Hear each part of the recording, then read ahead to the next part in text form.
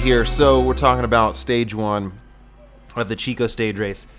This race this breakdown is going to be long, and I'm going to be a little braggadocious during it. I don't mean to be, but I've definitely shown you guys a ton of failure.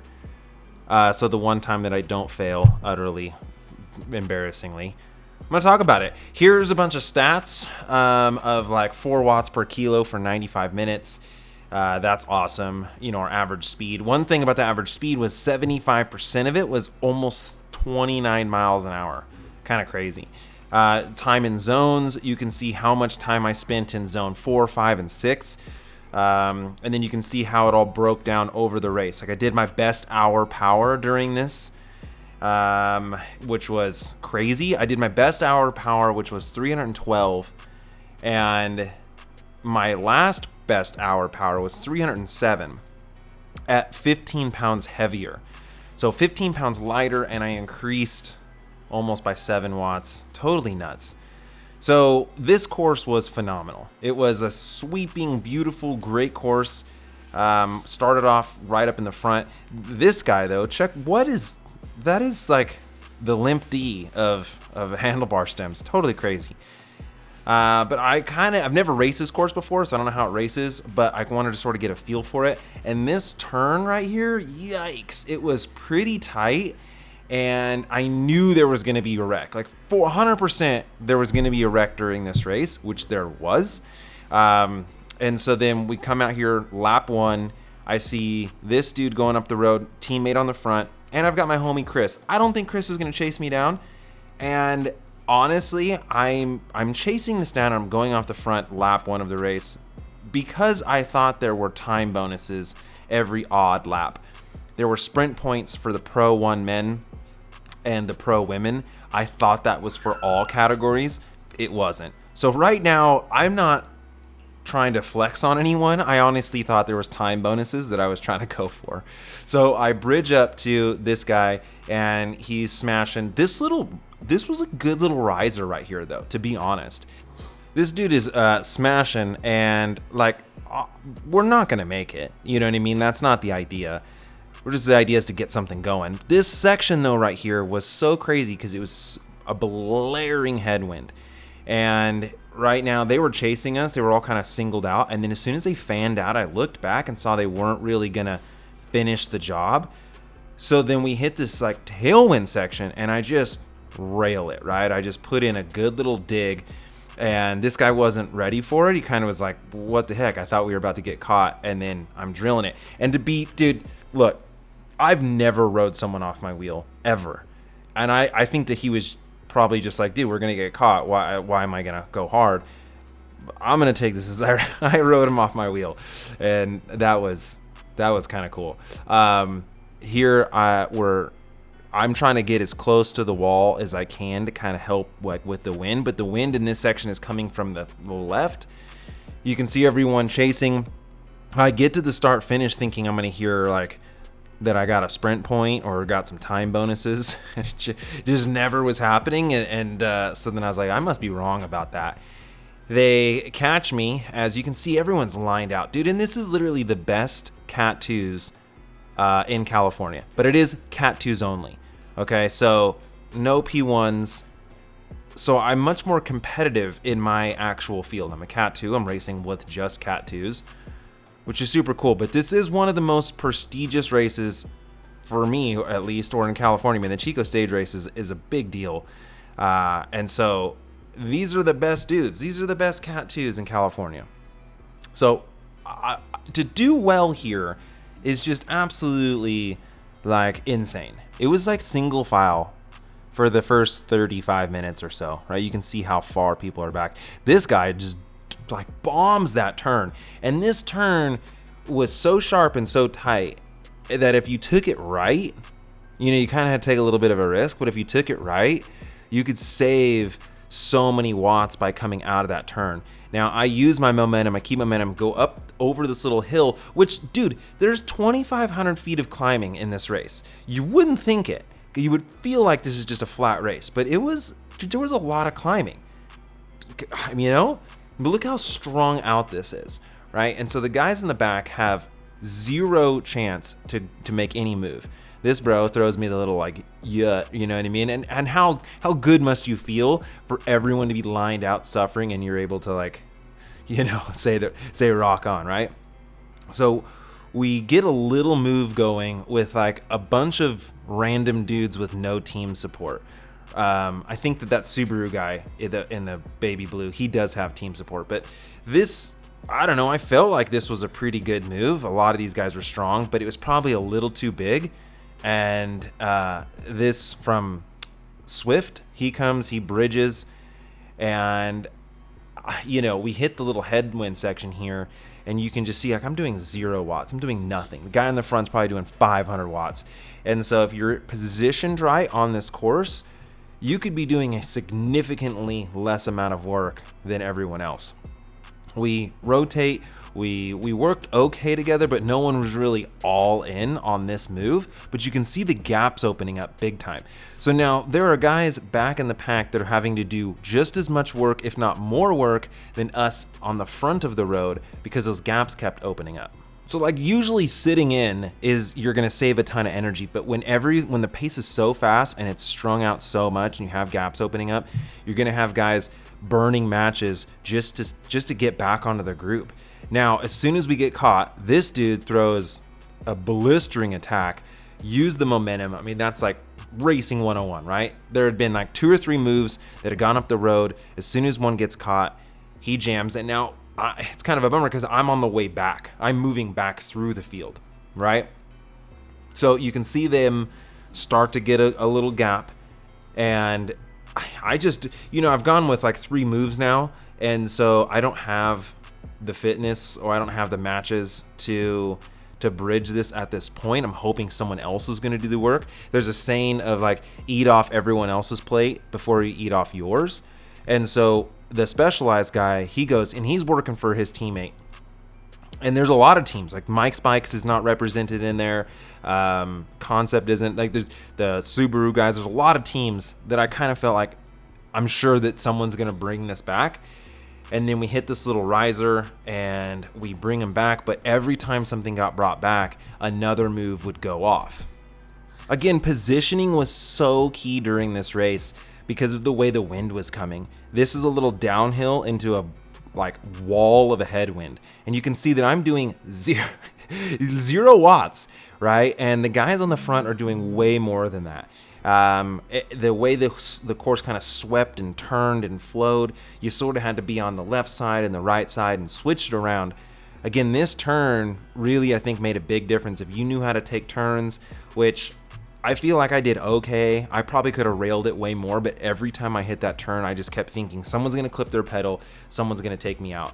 Now, when I was off the front, the very beginning, there was a wreck, and my teammate actually got caught up in that wreck. So I had gone off the front. When I came back, I saw my teammate like way off the back.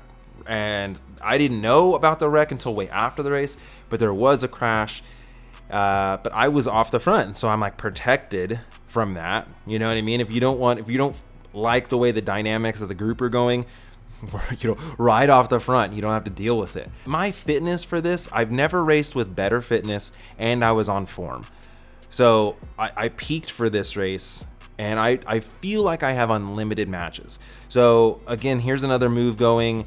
I don't even jump on the wheel because of this little riser. I just go right around it.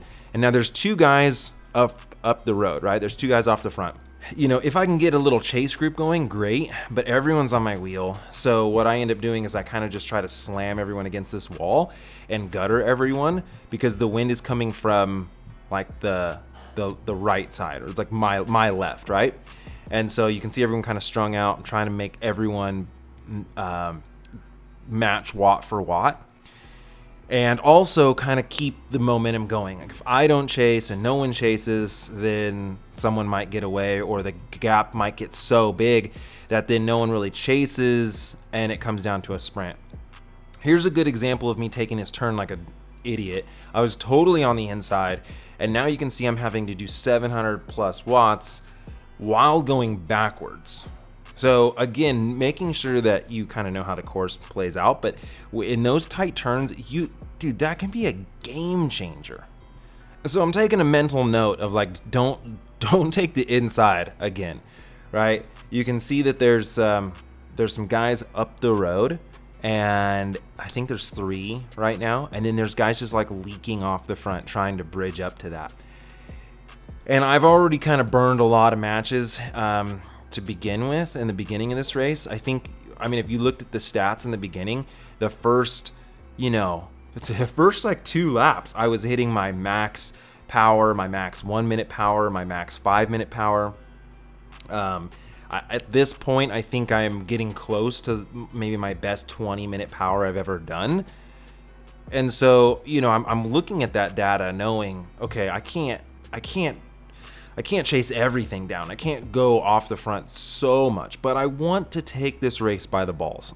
My fitness is the best it's ever been, so I have no excuses to not just ride extremely aggressive. This is a spot right here where the walls to the right, I'm being blocked by the wind there, and then I've got guys to the left blocking the wind. So positioning yourself to where I'm not having to put out as many watts as everyone else. This was a spot where it really started to ramp up.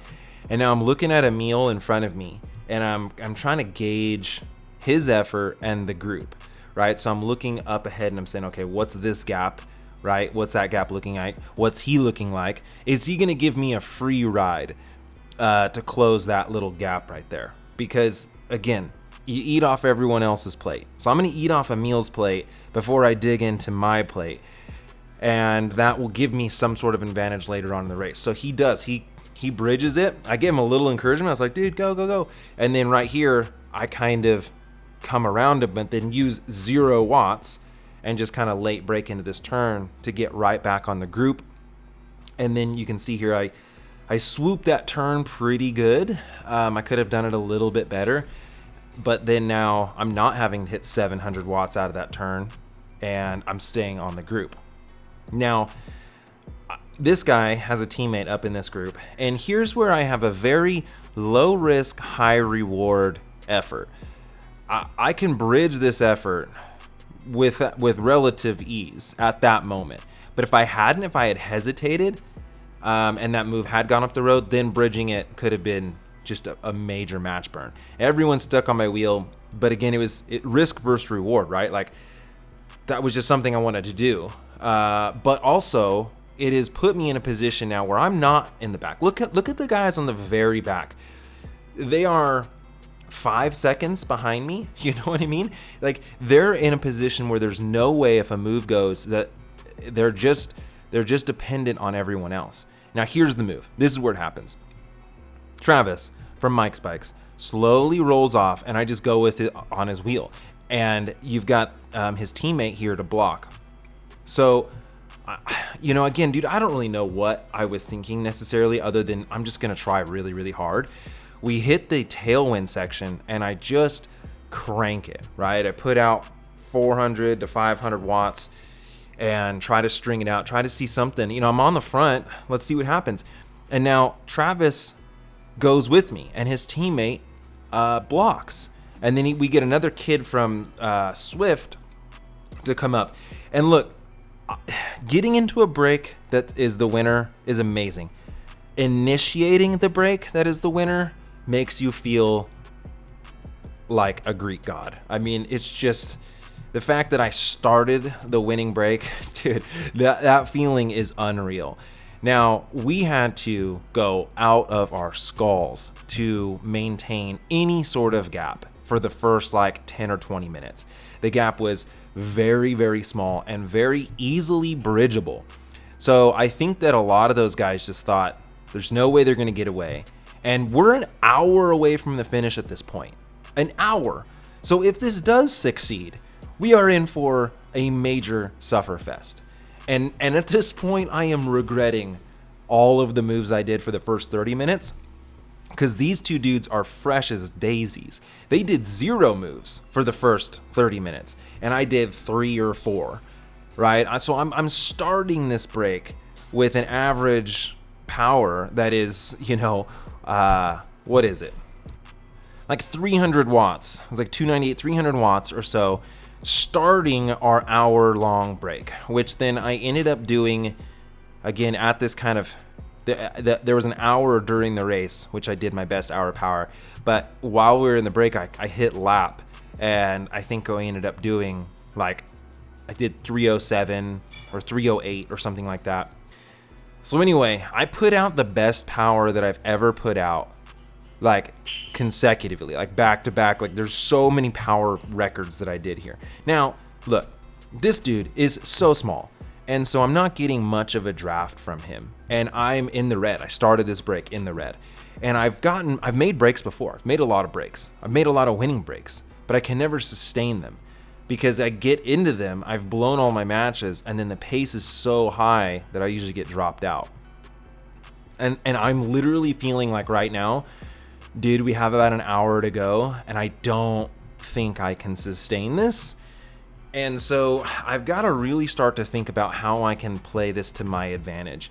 Now, this part of the course where you come up this little riser and you go down this hill into the wind, this is the worst place to be on the front, because whatever watts I'm doing, they're doing 80% less effort than I. Okay? And so I force my way in and push him out, because the rotation was that I was on I wasn't on Travis's wheel. And so I was thinking, like, how do I skip a pull? But I don't want to skip a pull, so I took an extra pull, and I forced that little kid from Swift out, and I was like, dude, I'm jumping in, I'm taking another pull. So I look like a good guy, right? I take an extra pull, and it hurt for sure, but now I'm on Travis's wheel, okay? And so he's creating a way better draft. So even if that's like 1 or 2 watt difference, that's gonna make a big difference at the end of this race. Now, again, I keep getting let out at this point of the course. He keeps flicking his arm because this is the worst. When you are on someone's wheel during this part of the course, there's times where I was doing, 300 watts and they weren't even pedaling. And so I've got to change this. I've got to change I already changed the rotation of guys to be in my favor. And now I'm going to change the rotation of where I am actually doing my work. So I try to get it to be where I hit the front at this little climb.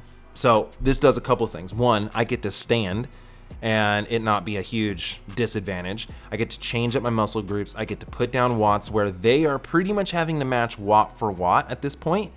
And then once I've made my pull, I get to pull out and let them hit the headwind and be able to recover. Because when you're in a break, dude, honestly, 5 seconds of recovery means so much. So right here, I do have to put a little effort to get back on their wheel, but then I'm doing 0 watts while they're pulling. At this point, I think we had 45 seconds on the move. And so I think there was 5 laps to go where we knew it. We knew we had it in the bag. It was a done deal. But what's hard about when you know it's a for sure deal is that you guys no one starts to pull as hard. Everyone tries to save energy for the finish. Now, what's crazy is that Travis did the most work. He did the lion's share of the work. His pulls were the longest. They were the hardest. Mine were second. And then the kid who won, the Swift kid, he was doing the least amount of work. He was pulling not very hard and pulling very short. And so if that shows anything, that in the move, whoever did the least amount of work won, and whoever did the most amount of work didn't. Yeah, I think that's interesting. But so this is the last lap. Now, my GoPro dies in the last turn. You don't have to finish on the GoPro. I have finished on other videos, and we'll see that. But in the last lap, they took a 45-second gap and brought it down to 19 seconds. So there's no time to dilly-dally. We can't play games. And in a stage race, time is a little bit more important than the overall placing. And so I take a pull. I come into this tight turn first to make sure that I'm not getting gapped or having to burn a match just to get back on. And the way that the cycle kind of went, the Swift kid went to the front. And right here, I feel like Travis probably should have let him stay on the front a little longer. But man, Travis was just feeling good, and he was just always going to the front. But at this point, we're the finish is right there. And so it's all him, dude. You want to be on the front going into the last turn, you got it, bud.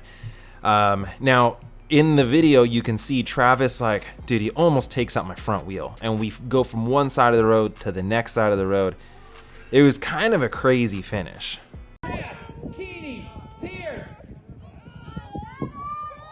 Left and right. Now the sprint is on. Who's going to be the victory and take the yellow jersey to Thunder Hill Park Raceway all the way to the line? And that is Isaiah J. Hey, here's the fish. It's like, here's the fish. Here's him. And it was like, He's so close, so I thought he was going to Here have comes it. our field sprint, second sprint of the day he right now. was Riders keep it safe and So you can see again here, we're all the way to the other side, and then I kind of come out, and then Travis like hooks me hard right there. I almost wreck. I yelled at him. I was like, dude, hold your line. And then that Swift kid just, dude, he had the perfect spot.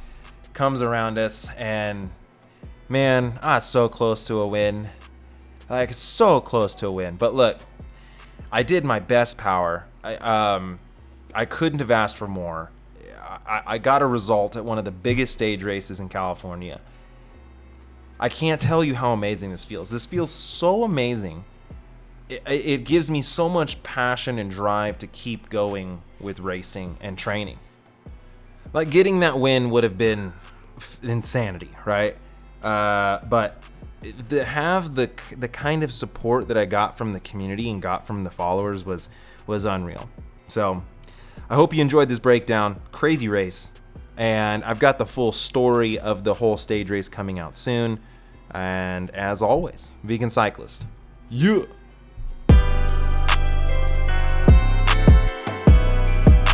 Hey, so I've never done a sponsor video before. And when Squarespace hit me up about doing a couple videos together, you know, I actually thought it was a really good idea because I am a web developer.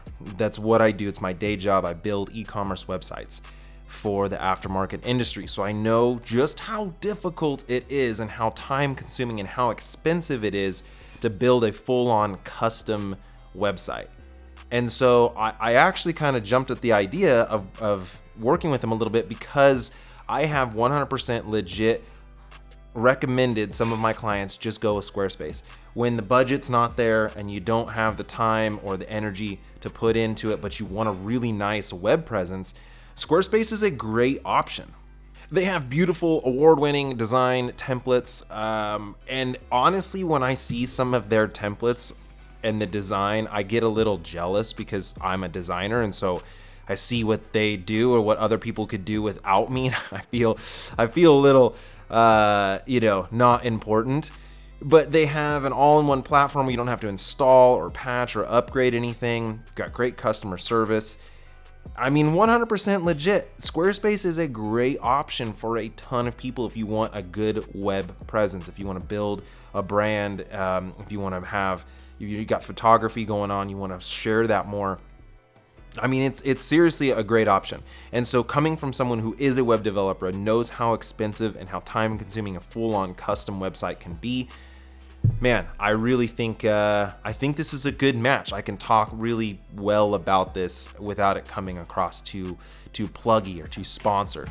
So if you are interested at all, you can do a free trial. So go to squarespace.com/vegancyclist to get a free trial and 10% off your first purchase. And I know a lot of people have asked me, hey, how do I get involved with web development? Man, I don't know. Build a website through Squarespace. Get your feet wet with it and see where it takes you. Again, thank you so much to Squarespace for sponsoring this video and helping me out. As always, Vegan Cyclist. Yeah.